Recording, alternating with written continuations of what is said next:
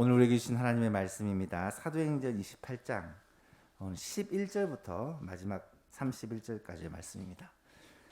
사도행전 28장 11절에서 31절까지의 말씀, 오늘 사도행전의 마지막입니다.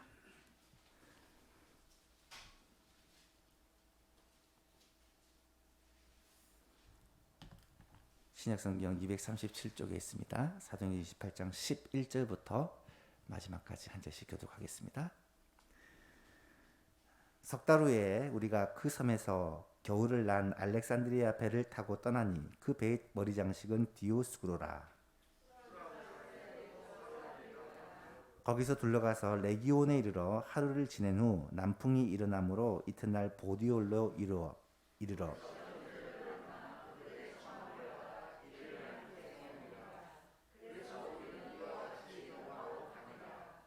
그곳 형제들이 우리 소식을 듣고 앞비오 광장과 트레이스 타베르네까지 맞으러 오니 바울이 그들을 보고 하나님께 감사하고 담대한 마음을 얻으니라.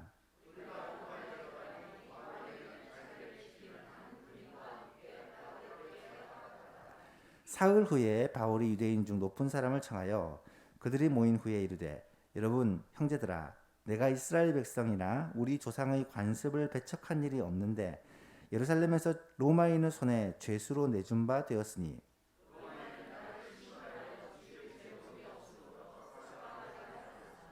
유대인들이 반대하기로 내가 마지 못하여 가이사에게 상소하며 내 민족을 고발하려는 것이 아니니라.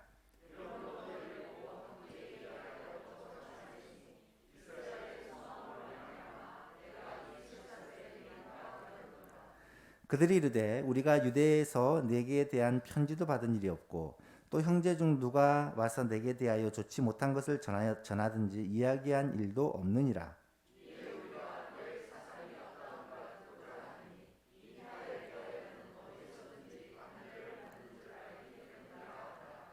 그들이 날짜를 정하고 그가 유숙하는 집에 많이 오니 바울이 아침부터 저녁까지 강론하여 하나님의 나라를 증언하고 모세의 율법과 선지자의 말을 가지고 예수에 대하여 권하더라. 서로 맞지 아니하여 흩어질 때에 바울이 한 말로 이르되, 성령이 선지자 이사야를 통하여 너희 조상들에게 말씀하신 것이 옳도다.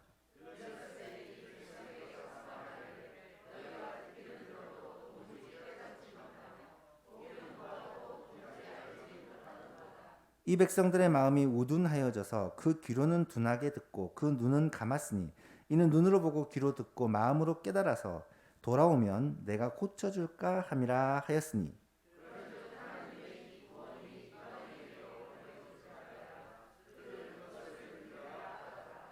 바울이 온 이태를 자기 셋집에 머물면서 자기에게 오는 사람을 다 영접하고 주 예수 그리스도에 관한 모든 것을 담대하게 거침없이 가르치더라. 아멘. 사도행전이 드디어 마지막 시간입니다. 바울은 꿈에도 그리던 로마에 도착하게 됩니다. 먼저 멜리데 섬에서 로마로 가는 과정을 11절에서 15절 사이에서 소개하고 있는데요. 지도를 한번 보시면 멜리데 섬에서 3개월을 머물고 겨울을 났습니다. 그리고 날이 좀 풀리자 배를 타고 알렉산드리아를 타고 출발해서 수라구사, 이렇게 멜리데에서 수라구사로 갔다가 수라구사에서 3일 정도를 머문 후에 레기온으로 가서 그곳에서 하루를 머물 후에 보디올이라는 곳으로 그렇게 가게 됩니다. 이 보디올에서 7일을 머문 후에 로마로 들어가게 된다라고 오늘 본문에 기록이 되어 있습니다. 특별히 14절 15절을 보니까 이 보디올에서 형제들을 만나, 형제들이라고 하면 그리스도인을 말하는 겁니다. 예수를 믿는 그리스도인들을 만나 그들의 청함을 받아 1회를 머물렀다. 바울을 만난 이 그리스도인들이 너무 기쁘고 또 바울을 극진히 그렇게 대접하여 일주일을 그곳에 머물렀습니다. 그래서 우리는 이와 같이 로마로 갔다. 일주일을 머무른 후에 로마로 여기서 아마 도보로 걸어서 그렇게 갔을 것입니다. 15절에 보니까 그곳 형제들이라는 것은 로마에 있는 또 그리스도인을 말합니다. 로마에 있는 그리스도인들이 우리 소식을 듣고 앞비오 광장과 트레이스 타베르네란 말은 여관이 3개가 있다라는 뜻인데 옛 성경에서는 산관이라고 번역을 했습니다. 로마로 들어가는 입구에 있는 곳입니다. 이 로마의 입구까지 그들이 맞으러 나왔습니다. 형제들이. 바울이 그들을 보고는 하나님께 감사하고 담대한 마음을 얻었다라고 기록을 하고 있죠. 여러분, 지금 바울은 분명히 죄인의 신분으로 이 로마로 갑니다. 가이사에게, 로마 황제에게 재판을 받기 위해서 지금 가는 것입니다. 호송되는 거예요. 그런데 이 배 안에서 바울을 호송하는 백부장과 또 군인들에게 하나님이 살아계시고 역사하심을 이 바울을 통해 보여주었고, 그래서 백부장과 또 호송하는 군인들이 이 바울을 굉장히 의지하고 또 전적으로 따르는 것을 봅니다. 죄수의 그런 일정에 맞춰서 7일 동안 머물렀다가 또 이동하고 이런 것이 사실 불가능하잖아요. 아마도 백부장과 호송하는 군인들은 이 바울을 떠날 수가 없습니다. 로마에까지 안전하게 데리고 가야 되는 책임을 가지고 있기 때문에 바울을 호송하는 그 군인들과 함께 바울은 보디올에서 7일을 머물고 그리고 로마에 들어가는데, 로마에 들어갈 때 많은 형제들이 이 바울을 맞으러 나와 바울의 마음을 기쁘게 하고 하나님을 찬양하겠다라는 내용이죠. 여러분, 이 바울은 얼마나 감격이 되었겠습니까? 내가 예루살렘에서, 내가 가이사랴에서 있을 때 살기 위해서 이곳에서 재판을 받고 풀려날 수도 있지만 자신을 죽이겠다는 사람들이 너무나도 많은 그곳에서 목숨을 위해서 사실은 이 로마로 오게 되었지만, 이것이 로마를 통하여 온 땅에 복음을 전하려는 하나님의 계획이라는 것을 알고 있는 바울은 이 로마 황제에게 재판을 받는 것을 핑계로 로마로 오게 된 것이죠. 로마는 사실 바울이 한 번도 와본 적이 없는 곳입니다. 그런데 로마에는 이미 많은 그리스도인들이 있었고 그들이 바울을 너무나도 기쁨으로 환영해 준 거예요. 물론 로마에 있는 그리스도인들은 바울이 3차 여행 도중에 에베소를 거쳐 고린도에 갔을 때 로마서를 적어서 로마에 있는 그리스도인들에게 보낸 적이 있습니다. 이미 그들은 이 바울에 대해서 잘 알고 있었고, 또 로마의 디오스포라 그리스도인들, 예루살렘에서 떠난 그리스도인들, 또 다른 곳에서 이동한 그리스도인들이 많이 있었다라는 것을 우리는 잘 알 수가 있습니다. 브리스길라와 아굴라 부부만 해도 이 로마에 있다가 이동해 온 그런 사람들이었다는 것을 우리가 알고 있죠. 그래서 거기에 있는 그리스도인들이 이 바울에 대한 소식을 듣고 있었고, 또 바울이 보낸 편지를 아마 읽어보았기 때문에 바울을 너무나도 기쁜 마음으로 맞는 거예요. 그것 때문에 바울이 하나님께 감사하고 마음에 큰 용기를 얻었다. 혼자가 아니구나. 여기도 동지들이, 여기도 하나님의 이 백성들이 많구나라는 그런 용기를 얻었다는 것이죠. 여러분, 사실 지금 바울은요, 가이사랴를 떠나서 배를 타고 바로 로마로 온 거예요. 물론 중간에 배를 바꿔 타기도 했고, 또 유라굴로를 만나가지고 2주 동안 표류를 하기도 했고, 우여곡절을 겪어서 그렇게 도착을 했긴 했지만, 어쨌든 가을에 출발해서 봄에 도착을 한 것입니다. 그 동안에 이 바울이 로마로 간다는 소식이나 어떤 그런 기별들을 알릴 수가 없어요. 가이사랴에서 로마로 가는 가장 빠른 방법이 배를 타고 가는 방법인데, 바울이 이렇게 배를 타고 가는 동안 전화가 없고 다른 방법이 없었기 때문에 그 소식을 누군가가 편지를 들고 가서 전하지 않으면 전할 수가 없었다는 거예요. 무슨 말이냐면 지금 유대 땅과 로마는 완전히 다른 세계인 거예요. 서로의 소식을 알지 못하는 거예요. 이 유대 땅에서 일어났던 일들을 로마 사람들이 전혀 모르고 로마에서 일어난 일들을 유대인들이 알 수 없는 그런 상황이라는 것입니다.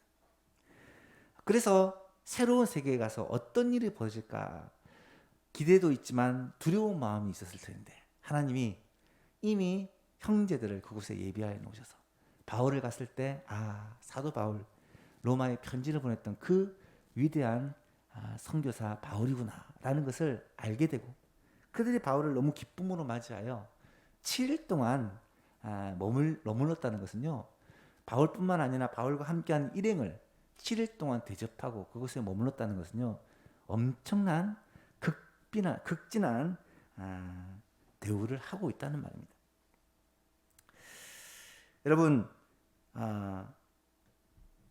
바울이 로마서에서 내가 로마에도 꼭 가겠다고 그들에게 약속을 하고 그들은 또 바울을 기다렸는데 로마에 있는 형제들을 바울이 그렇게 만나서 그들과 함께 교제하며 그들에게 복음을 전하는, 말씀을 전하는 그런 일을 하고 있는 것이죠. 그런데 로마에 도착한 바울이 제일 먼저 한 일이 무엇이었느냐? 오늘 본문에 보니까 16절과 17절을 보십시오. 우리가 로마에 들어가니 바울에게는 자기를 지키는 한 군인과 함께 따로 있게 허락하더라. 로마로 가는 죄수가 바울 혼자만은 아니었을 거예요. 몇몇 죄수가 있었을 것인데 이 바울에게는 특별한 대우를 해주는데 군인 한 명만 바울과 함께 있어 바울을 지키고 나머지는 그냥 좀 자유롭게 해둔 거예요. 물론 죄수의 신분이기 때문에 로마 그 지역을 마음대로 돌아다니도록은 하지 않고 집에 가택연금을 한 거예요. 집에 머물러 있으면서 대신 밖에 있는 사람들이 들어와서 만나는 것은 허용을 다 해준 겁니다. 로마 군인 한 명만 이 바울을 감시하고 그리고 바울은 그 안에서 자유롭게 복음을 전하고 말씀을 가르치는 활동을 할 수 있게 엄청난 특혜를 받게 된 거죠. 이런 일을 누가 하셨겠습니까? 하나님께서 하신 일입니다. 그리고 사흘 후에 바울이 로마에 도착한 지 사흘 후에 제일 먼저 한 일이에요. 유대인의 높은 사람을 자기 집으로 청합니다. 로마에 많은 유대인들이 살고 있었는데 그 유대인들 중에 높은 사람들을 자기 집에 초대를 한 것입니다. 그리고 그들에게 내가 지금까지 여기 오게 된 상황과 또 그런 우여곡절들을 다 이야기를 합니다. 17절 이하를 보니까 사흘 후에 바울이 유대인 중에 높은 사람들을 청하여 그들이 모인 후에 그들에게 말하기를 여러분 형제들아 내가 이스라엘 백성이나 우리 조상의 관습을 배척한 일이 없는데 예루살렘에서 로마인의 손에 죄수로 내준 바 되었으니 로마인은 나를 신문하여 죽일 제목이 없으므로 석방하려고 했지만 유대인들이 반대를 해서 내가 마지못해 가이사에게 상소한 것이지 내가 민족을 배반하거나 한 것은 아니다라는 것을 이야기를 합니다. 이러므로 너희를 보고 함께 이야기하려고 청하였으니 이스라엘의 소망으로 말미암아 내가 이 사슬에 매인 바 되었다. 앞에서도 여러 번 말한 내용이지만 이스라엘의 소망, 메시아를 말합니다. 바로 메시아에 관한 그것 때문에 내가 지금 이렇게 매였다. 이스라엘이 그렇게 기다리던 그 메시아가 오셨는데 이스라엘은 그것을 알지 못하고 지금도 메시아를 기다리고 있다. 그 메시아, 오시리라고 약속하신 예수 그리스도 그분에 대한 얘기를 하고 싶은 거예요. 여러분 60 가까이 된 이 늙은 바울이 지금 사람들을 모아놓고 그들에게 자신의 상황을 상세히 설명하고 아주 겸손하고 예의를 갖추어 그들에게 지금 말을 하고 있습니다. 여러분 왜 바울이 이렇게 자세히 변명을 하는 것일까? 사람들은요 이 바울이 왜 왔는지 바울이 어떤 일을 했는지를 잘 몰라요. 잘 모르는데 바울이 그렇게 자기에 대해서 다 이야기를 하고 또 예의를 갖추어 사람들에게 내가 당신들에게 이런 거에 관한 얘기를 좀 하고 싶다라고 얘기를 했던 이유가 무엇이었을까? 당연히 로마에 있는 유대인들에게 복음 전하려고, 어떻게든 그들에게 복음 전할 기회를 만들어 보려고 그렇게 얘기를 한 것이죠. 바울은 항상 그랬어요. 어떻게든 환경과 상황이 어떻든 간에 그 자리에서, 그 환경에서, 그 상황에서 자신의 사명인 복음 전하는 것, 그들에게 말씀을 전하는 것, 그들을 전도하기 위해 애를 쓴 거예요. 로마에 있는 유대인들, 그들은 말씀드렸듯이 예루살렘의 유대인들과는 전혀 교통이 되지 않는 전혀 새로운 사람들입니다. 그렇기 때문에 그들에게 복음을 전하고 싶어서 바울이 그렇게 그들을 초청하여 그들과 대화를 하게 된 것입니다. 이 말을 들은 유대인들의 반응은 어떠느냐? 21절, 22절을 보니까 그들이 말하기를 우리가 유대에서 너에 대한 편지를 받은 적도 없고 또 형제 중에 누가 와서 내게 대하여 좋지 못한 어떤 내용을 전한 것도 없다. 너에 대해서 모른다. 들은 얘기가 전혀 없다. 그러니까 그렇게 걱정할 필요는 없다라는 말입니다. 그런데 이에 우리가 너의 사상이 어떠한가를 듣고자 하니, 이 파는 기독교를 말해요. 기독교가 어디서든지 반대를 받는다는 사실을 우리가 들었기 때문에 바울이 전 세계를 다니면서 복음을 전하여 이 도를 전했는데, 이 도가 가는 곳마다 유대인들과 부딪힌다는 소문을 이미 들어 알고 있기 때문에 내가 바울 당신이 말하는 건 잘 모르겠지만 이 기독교라는 것이 가는 곳마다 유대인들과 마찰을 일으키고 문제를 일으킨다는 소식을 들었기 때문에 우리가 한번 직접 너로부터 그 얘기를 듣고 싶다. 그렇게 얘기를 한 것입니다. 오히려 그들이 더욱더 적극적으로 바울의 얘기를 듣고 싶어 하는 거예요. 그래서 약속을 잡습니다. 23절 이하를 보니까 날짜를 정하고 그가 유숙하는 집에, 바울이 지금 밖으로 나갈 수가 없는 신분이기 때문에 바울의 집에 사람들이 아마 순서를 정해서 막 왔겠죠. 보니까 많은 사람들이 그의 집에 왔다라고 기록을 합니다. 아침부터 저녁까지 그들에게 말씀을 강론하여 하나님의 나라를 증언하고 또 모세의 율법과 선지자의 말 구약 성경을 인용하여 예수에 대해서 권하더라. 바울이 복음을 전한 것입니다. 그랬더니 어떤 일이 일어납니까?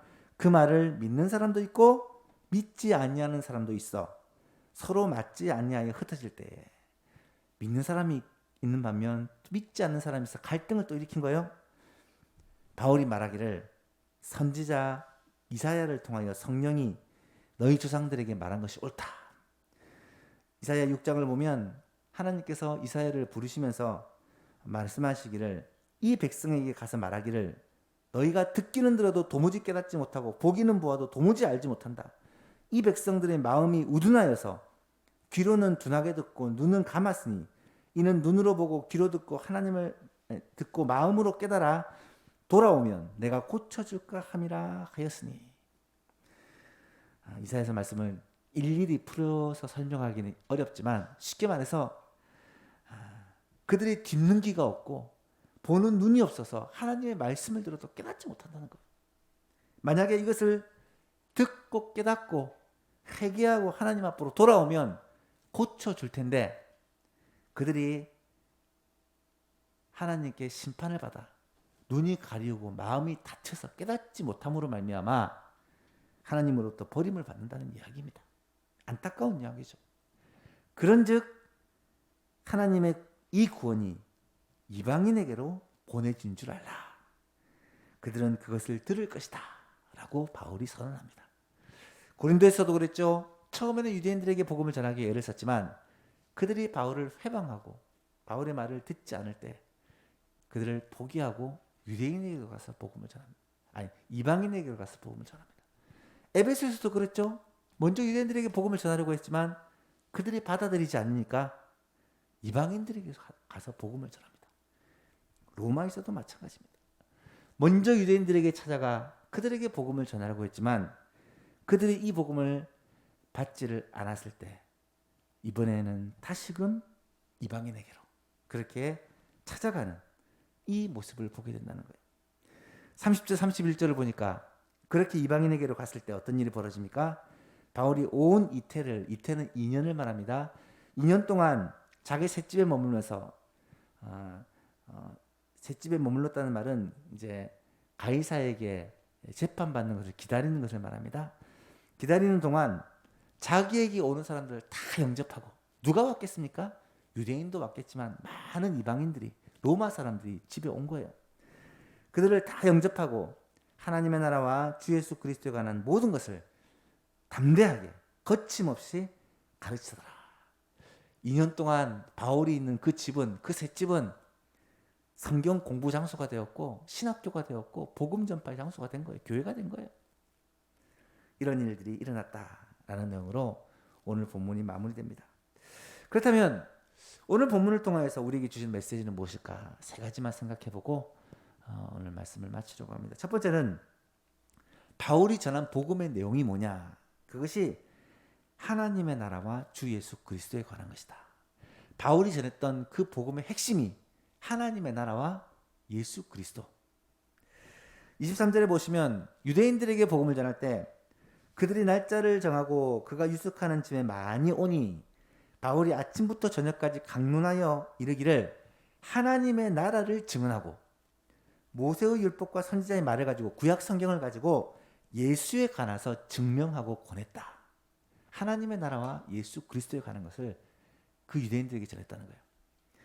30절 31절을 더 오시면 바울이 온 이태 2년을 자기 셋집에 머물면서 자기에게 오는 사람, 유대인들도 있었을 것이고 이방인들도 있었을 것입니다. 그들을 다 영접하고는 그들에게 하나님의 나라를 전파하며 주 예수 그리스도에 관한 모든 것을 담대하게 거침없이 가르쳤다. 하나님의 나라와 주 예수 그리스도, 바울이 전한 복음의 핵심이요 그 주요 내용이었다는 거예요. 하나님의 나라는 예수님께서 전하셨던 복음의 핵심입니다. 예수님은 회개하라 천국이 가까웠다. 마태복음에서는 하늘나라라고 표현하고요. 누가복음에서는 하나님의 나라라고 표현을 합니다. 같은 말입니다. 하나님의 나라, 하나님의 나라. 하나님의 나라가 임하였다. 예수 그리스도께서 오신 이유는 하나님의 나라가 이 땅에 임하셨음을 선포하는 사건이다 라는 것이죠. 하나님의 나라가 무엇입니까?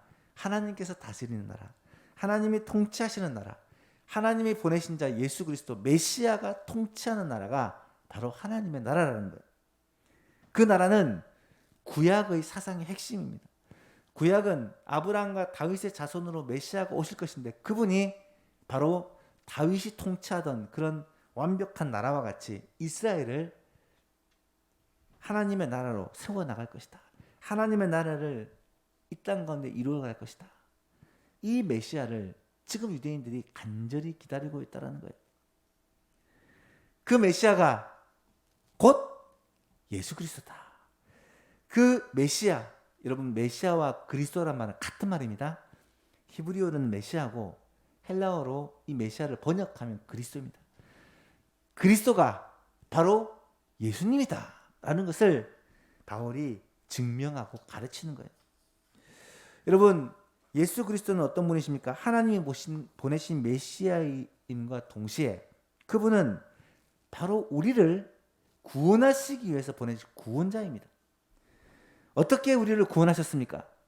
죄와 사망의 문제를 해결하시기 위해 예수님께서 십자가에서 우리를 대신하여 죽으심으로, 대속의 죽음을 죽으심으로 이 죄의 문제, 이 죽음의 문제를 다 해결하시고 죽음을 이기시고 부활하심으로 말미암아 우리에게 영원한 삶, 영생을 약속해 주신 이것이 바로 예수 그리스도가 전하는 복음이라는 거예요. 바울은 유대인이든 헬라인이든 그들에게 바로 하나님의 나라에 대해서 그리고 예수 그리스도에 대해서 밝히 증언했다는 것입니다. 사랑하는 성도 여러분, 오늘 우리가 전해야 될 복음의 내용이 무엇일까요? 다른 것이 아닙니다. 하나님의 나라에 대한 복음, 예수 그리스도에 대한 복음입니다. 바울이 그들에게 힘써 전했던 그 복음이 오늘 우리가 전해야 될 복음이고요. 오늘 교회에서 선포해야 될 복음이고, 우리가 전도대장자들에게, 우리의 이웃들에게, 우리의 친구들에게, 우리의 가족들에게 전해야 될 복음의 내용이라는 거예요. 하나님이 다스리신 하나님의 나라, 예수 그리스도로 오심으로 말미암아 이 하나님의 나라가 시작되었고, 뿐만 아니라 예수 그리스도께서 우리를 위하여 대속의 죽음을 죽어주시고 부활하심으로 말미암아 죄의 문제와 사망의 문제가 해결되었고, 우리는 영생을 얻게 되었고 하나님의 자녀가 된 이 사실을 증거해야 된다는 것. 두 번째로 오늘 본문을 통해서 깨닫게 되는 것은, 우리가 이 복음을 증거할 때 믿는 사람과 믿지 않는 사람이 나눠진다는 거예요.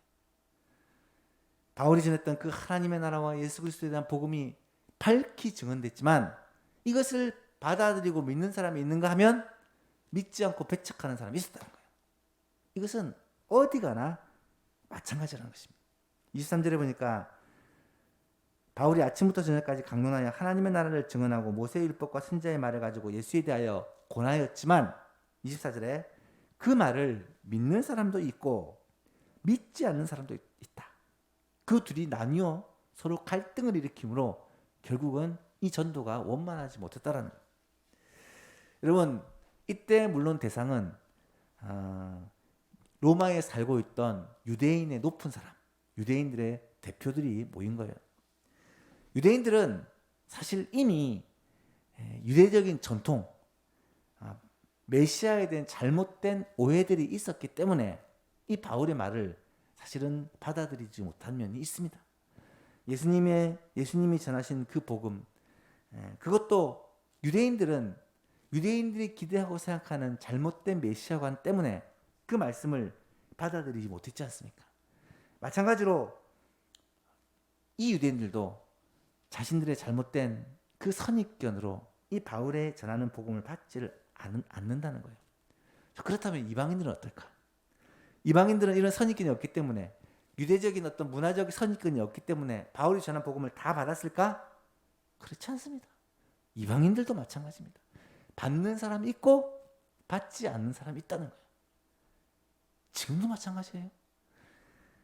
복음을 전하고 예수 그리스도를 증거하면 이것을 믿고 받아들인 사람이 있고, 반면 믿지 않고 배척하고 박해하는 사람이 있다는 거예요. 여러분, 오늘날에도요, 믿지 않는 사람도 있지만 믿는 사람도 있다는 사실을 믿으시기 바랍니다. 오늘도 복음을 전하고 예수 그리스도를 증거하면요, 받아들이지 않고 배척하는 사람이 있지만 이것을 받아들이고 믿는 사람이 있어요. 왜요? 하나님의 택하신 자들이기 때문이에요. 예수님이 제자들에게 마지막으로 당부하시면서 뭐라고 말씀하십니까? 마가복음 16장 15절 이하를 보니까, 또 이르시되 너희는 온 천하에 다니며 만민에게 복음을 전파하라. 믿고 세례를 받는 사람은 구원을 얻을 것이요 믿지 않는 사람은 정죄를 받으리라.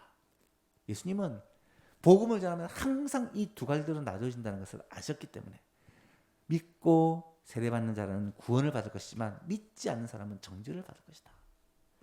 마찬가지입니다. 오늘날 우리가 복음을 전할 때, 우리 가족들에게 복음을 전할 때, 우리 친지들에게 복음을 전할 때, 우리 친구들에게 복음을 전할 때 믿는 자들이 있고요, 믿지 않는 자들이 있다는 거예요. 안타까운 것은 믿지 않는 자들은 이 복음의 내용을 귀담아 듣지를 않는다는 거예요. 아니, 들으려 하지 않는다는 거예요. 왜요?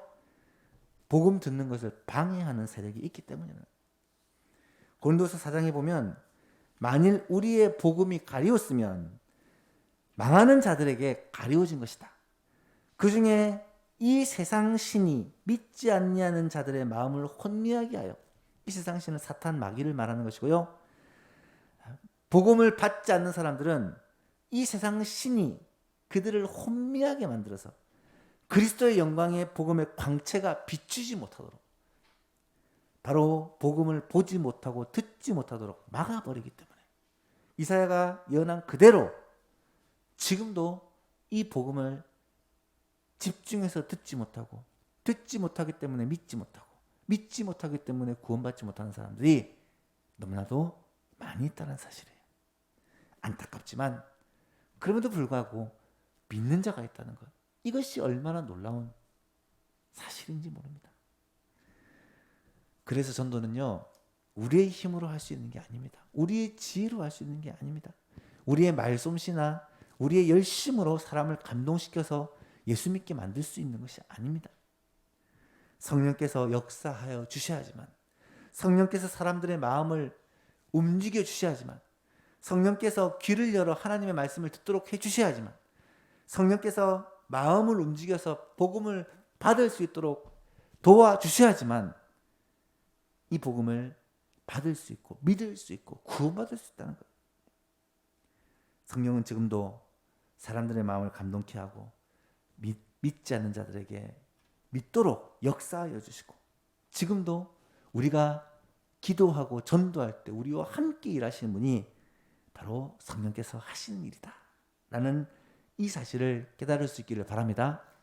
그래서 전도를 부담스러운 것, 어려운 것, 불가능한 것이라고 생각하지 마시고, 우리는 우리의 최선을 다해 우리의 할 일을 하지만 하나님께서 우리와 함께 하시면 우리가 전하는 복음을 듣고 주님께로 돌아오는 영혼이 있을 것이고, 하나님께서 그의 마음을 움직이시고 그의 생각을 주장하시면 우리가 전하는 이 복음을 듣고 그들이 믿고 영접하는 역사가 일어나게 될 것이다 라는 사실을 깨닫고, 이 복음 전파를 위해 전도와 인도에 최선을 다하는 예수방 모든 가족들이 될 수 있기를 축복합니다. 마지막 세 번째로, 사도행전은 끝이 아니라 지금도 계속된다라는 것입니다. 오늘 말씀의 제목이 끝나지 않는 사도행전이라고 했는데요, 마지막 30절 31절을 보니까 이 끝이 참 여지가 많이 남아요. 바울이 온 이태를 2년을 자기 셋집에 머물면서 자기에게 오는 사람들을 다 영접하고 하나님의 나라를 전파하고 주 예수 그리스도가 하는 모든 것을 담대하게 거침없이 가르치더라. 계속되고 있다라고 마무리를 하고 있습니다. 여러분, 바울이 드디어 온 로마를 복음으로 물들이기 시작한 거예요. 바울이 가는 곳마다 교회가 세워지고 바울이 가는 곳마다 복음의 역사가 나타났듯이 로마에도 드디어 이 복음의 역사가 시작된 것입니다. 바울의 전도는 끝이 아닙니다. 이제부터 또 새로운 시작이 되어집니다. 이것을 5차 전도여행이다라고 부르는 사람도 있어요. 그래서 한번 이 그림을 보시면 바울이 보시면 바울이 로마에서 출발해서 스페인을 서바나를 바울이 갔다라는 그런 설이 많이 있어요.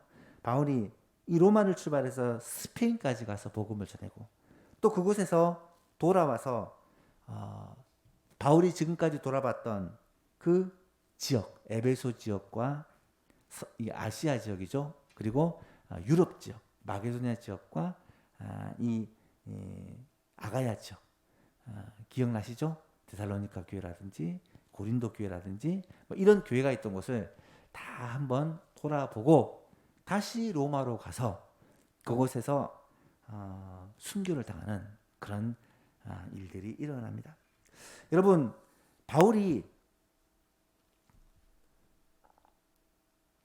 이 가이사에게 재판을 받고 나서 풀려나서 적어도 2년에서 4년 정도를 활동을 하는데, 바울이 다녔던 그 지역이 서바나를 비롯한 에베소라든지 그런 고린도 교회, 데살로니가 교회를 다시 방문했을 것으로 그렇게 대부분의 학자들은 추측을 하는데, 이 사도행전이 끝났기 때문에 그 뒤에는 이제 기록이 안 됐기 때문에 정확히 알 수 없지만 기독교 역사의 기록에 의하면 그랬다라고 전해집니다. 그리고 다시금 로마에 가서 그때는 이 네로가 이 바울이 네로 황제가 이때는 약간 정신적인 이상이 온 후기 때문에 로마에 있는 기독교인들에게 로마 대화제의 책임을 그들에게 맡기면서 기독교인을 대학살하는 사건이 시작되어지고, 또 그 우두머리인 이 바울을 잡아서 지하 옥에 가두고 결국은 교수형, 사형에 처하는 일들이 일어나게 됩니다. 그래서 바울은 순교를 당하고 또 로마에 있는 모든 그리스도인들은 엄청난 박해를 당하는. 그래서 복음이 끝나느냐? 놀랍게도 그렇지 않다는 거예요. 박해를 받음에도 불구하고 이 복음은 계속해서 퍼져나가게 되었고, 로마에서 출발해서 로마 제국 안에 있는 나라들로 계속해서 복음이 퍼져나가게 되었고, 1세기, 2세기 엄청난 박해를 견디면서 이 교회는 끊임없이 성장하게 되었고, 결국 AD 313년 그 유명한 밀라노 칙령이 이루어지므로 기독교의 자유가 허락이 됩니다. 밀라노 칙령이라는 것은 AD 313년 2월 달에 동로마 제국, 당시 동로마 제국의 콘스탄틴 황제와 서로마 제국의 리치니우스 황제가 서로 만나서 회담을 하게 되는데요. 이 회담의 결과가 6월 달에 선포가 되는데, 그 내용이 뭐냐면 로마 제국 내에서 기독교인의 자유를 허락한다. 그때까지는 기독교가 불법이었는데 그때부터는 기독교를 합법을 한다. 그 다음에 로마 제국 내에서 모든 교회와 재산과 성도들의 그 집이 몰수를 당했는데 그것들을 다시 다 돌려주도록 그렇게 선포를 했고, 기독교를 박해하던 모든 법 조항들을 다 폐지하고 더 이상 기독교라고 예수 믿는다고 박해하지 못하도록 그렇게 합니다. 여기서 끝나지 않고 그 후에는 오히려 기독교가 로마의 국교가 되어지는 그러한 일들이 벌어지게 되고요. 결국 이 로마의 힘을 타고 전 세계로 복음이 퍼져가는 계기가 된다라는 것입니다. 사랑하는 여러분, 사도행전은 끝나지 않습니다. 계속해서 진행이 됩니다. 사도행전은 흔히 성령 행전이라고 말합니다. 사도들의 행전이지만 사도들의 행전은 사도들이 한 행동이 아니라 성령께서 한 행동이기 때문입니다. 성령님의 역사는 지금까지 계속되고 있습니다. 2000년 기독교 역사를 통해 끊임없이 이어지고 있다는 거예요. 사도행전의 첫 시간, 제가 사도행전의 주제를 1장 8절 말씀이라고 분명히 말씀을 드렸습니다. 오직 성령이 너에게 임하시면 너희가 권능을 받고 예루살렘과 온 유대와 사마리아와 땅 끝까지 이르러 내 증인이 되리라 하시니라. 이 말씀처럼 성령이 오순절 강림하셨고 교회가 세워졌고, 그 교회가 온 예루살렘을 그리고 온 유대를 그리고 사마리아를 땅 끝까지 이르러 복음을 전하는 사명을 감당했고, 로마 제국을 통하여서는 이제 정말 전 세계에 복음이 퍼지는 이러한 선교의 역사가 시작되었다라는 것입니다. 기독교 역사 2000년을 지나면서 이 교회 운동은 단 한 번도 끝난 적이 없고 지금까지 계속 이어져 오고 있으며, 지금 온 세계에 복음이 들어가지 않은 나라가 거의 없고 다 복음이 전해지고 있고, 아직까지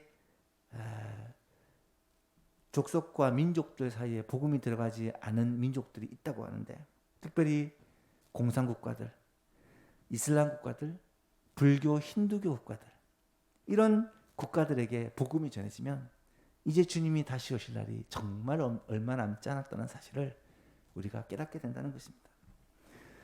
저는 이 말씀을 마무리하면서 지금 우리의 현실을 바라보았어요. 여러분, 코로나라는 이 대재앙이 끝날 것 같으면서도 끝나지 않고 오히려 지금 이 시기가 매일 병에 감염되는 사람이 역대 최고치를 계속 갱신한다고 해요. 인도 같은 나라는 거의 국가의 비상사태가 아니 국가의 정상적인 활동이 거의 불가능할 정도로 심각한 상태라는 얘기를 여러분 뉴스를 통해 들으셨을 것입니다. 매일 40만 명 이상의 환자들이 생기고 또 그들 가운데 수천 명의 사람들이 죽고, 우리 나라에서 보낸 선교사님들, 성사님들도 가족들이 코로나에 감염되어지고, 그것도 변이 바이러스 2차 변이, 3차 변이에 감염이 되어서 치명적인 그런 고통을 당하기도 하고, 오늘 뉴스를 보니까 통계에 의하면 지금 우리나라에서 발견되는 이 바이러스의 약 17% 정도가 2차 변형 바이러스라고 합니다. 그렇다면 백신, 지금까지 발견된 백신도 결국 변이된 바이러스에는 효능을 발휘하지 못하므로 또 어려움을 겪을 수 있는 그런 상황이 계속되고 있습니다. 왜 이 코로나가 끝나지 않고 계속될까? 이렇게 의학이 발전되고 과학이 발전됐다고 하는데 이 코로나 바이러스는 왜 끝나지 않고 전 인류에게 계속해서 고통을 줄까? 여러분, 저는 그것에 분명한 하나님의 계획과 뜻이 있다고 생각합니다. 그렇게 복음을 전하고 그렇게 애를 썼지만 아직까지 복음이 들어가지 않는 공산 국가들, 아직까지 복음이 들어가지 않는 이슬람 국가들, 아직까지 복음이 들어가지 않는 힌두교 국가, 불교 국가에 하나님께서 복음을 심기 위해서 어쩌면 그들이 두 손 들고 항복하고 하나님 앞에 돌아오게 하기 위해 하나님께서 하시는 그러한 일들이 아니신가? 사랑하는 성도 여러분, 하나님은 지금도 사도행전을 써가고 계십니다. 성령께서는 지금도 땅끝까지 복음을 전하는 일에 우리를 사용하시고 우리의 기도와 또 선교사님들의 헌신을 통하여 일하고 계십니다. 굳게 닫혀진 이념의 문, 종교의 문, 이런 문을 뚫을 수 있는 방법이 어쩌면 코로나라는 재앙밖에 없었기에 그렇게 하실 수도 있겠다라는 생각을 하게 된다는 거예요. 지금 인도를 향하여 전 세계의 도움의 손길이 뻗쳐지고 있습니다. 여러분, 도움의 손길은 항상 복음과 함께 간다는 것을 기억하십시오. 우리나라가 어려울 때 전 세계가 우리나라를 도왔지만 그때 우리나라가 복음의 도움을 받습니다.